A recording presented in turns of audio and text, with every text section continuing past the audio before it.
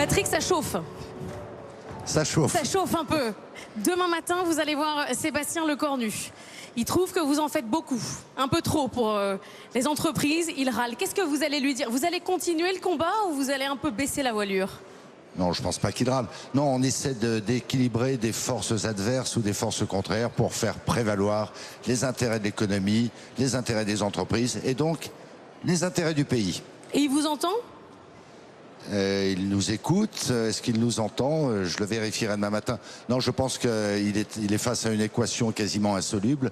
Mais enfin, à nouveau, nous, on a la nécessité de marteler un certain nombre de vérités premières. Il faut que ce pays travaille plus, soit compétitif, soit dans la compétition internationale. Et donc, je le fais. Alors ici, on parle d'Europe, de réveil européen. Est-ce qu'on en fait suffisamment? Est-ce qu'on a pris conscience de nos fragilités? On parle beaucoup, Patrick, des Chinois, on parle de Donald Trump, mais nos barrières, elles sont aussi entre nous, entre pays européens.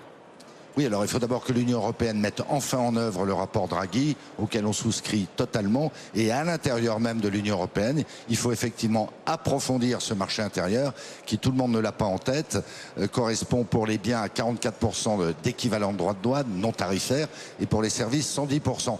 Commençons par nous occuper de nous-mêmes. Vous y croyez au réveil européen? Ah, mais je pense que d'abord c'est la bonne maille.